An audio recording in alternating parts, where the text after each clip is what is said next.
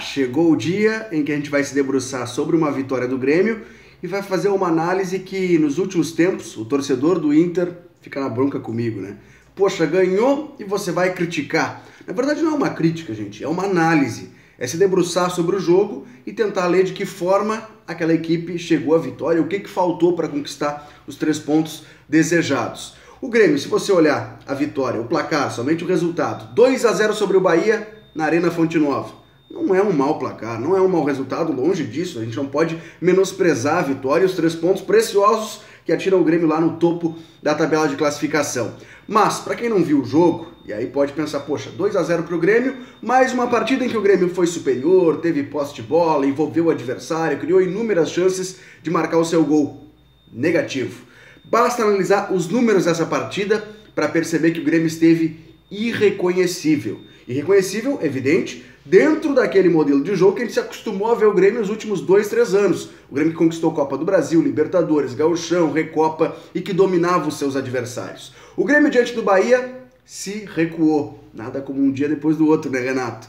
O Grêmio se retrancou, utilizou o contra-ataque, o modelo de jogo reativo para poder superar esse adversário que, neste momento, naquela partida, estava superior tecnicamente. Vamos aos números então. É a segunda rodada apenas de 9 já disputados no Brasileiro, em que o Grêmio teve menos posse de bola que o seu adversário. 44% contra 56% do Bahia. O Grêmio também teve menos finalizações. Foram 13 do Bahia contra 9 do Grêmio. Claro que a gente tem que ressaltar que 2 dessas 13 do Bahia foram a meta do Marcelo Groi, enquanto 5 das 9 do Grêmio chegaram à meta do goleiro baiano. Número de passes trocados, e aí é um quesito que o Grêmio sempre goleia, é o time que mais troca passes no Brasileirão. Mas dessa vez o Bahia trocou 408 passes certos contra 290 do Grêmio. Cruzamentos, o Bahia recorreu muito mais a esse quesito, 31 vezes contra 8 do Grêmio. Agora em lançamentos, o Grêmio recorreu, e esse não é um recurso que o Grêmio utiliza tanto, 26 vezes a lançamentos. Ou seja, dentro do modelo de jogo que a gente já se acostumou a ver, realmente o Grêmio esteve irreconhecível. Não mudou o sistema tático, a culpa não está aqui. 4-2-3-1 seguiu sendo utilizado. Só que dessa vez, como eu expliquei, linhas muito baixas, né? O Grêmio tentou se defender de todas as formas e puxar contra-ataque, principalmente no segundo tempo. Claro que a gente pode levar em consideração os desfalques, né? Léo Moura não estava em campo, jogou o Léo Gomes, o Madison sentou no banco de reservas, o Bressan foi o companheiro do Kahneman na zaga, já que o Jeromel está na seleção brasileira.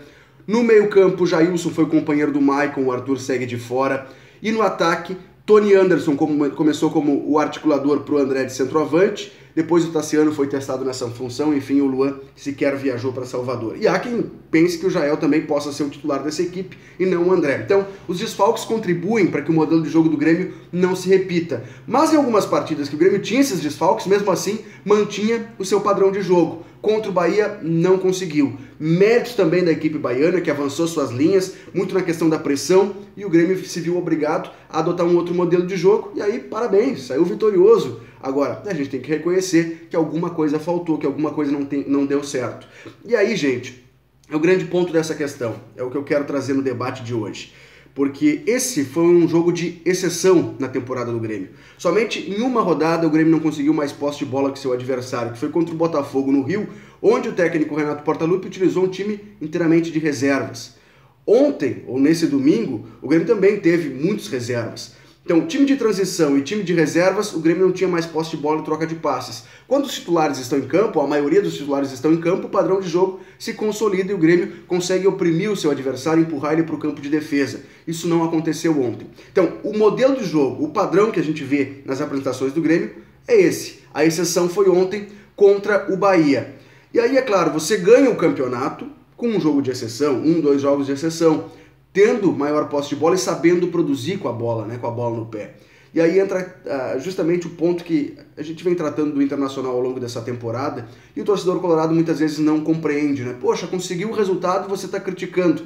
O grande problema do Internacional, e contra o Sport Recife ficou evidente no sábado, empate em 0-0 no estádio Beira-Rio, é que o jogo de exceção do Inter é a troca de passes. O Inter chega até a metade do campo trocando passes, porque seu adversário se retranca, se fecha, principalmente jogando no Beira-Rio, e a partir daqui, do terço final, o Internacional recorre muito a cruzamentos. Contra o Sport, por exemplo, foram 44 cruzamentos. Mas, Felipe, não está errado fazer gol de cruzamento? Não, não está. O problema é que o Inter tem duas maneiras de jogar. No seu jogo reativo, quando o adversário lhe ataca, dá campo para ele contra-atacar. Foi assim que ele conseguiu, por exemplo, o gol da vitória contra o Vitória lá na Bahia, semelhante ao que o Grêmio fez agora contra o Bahia.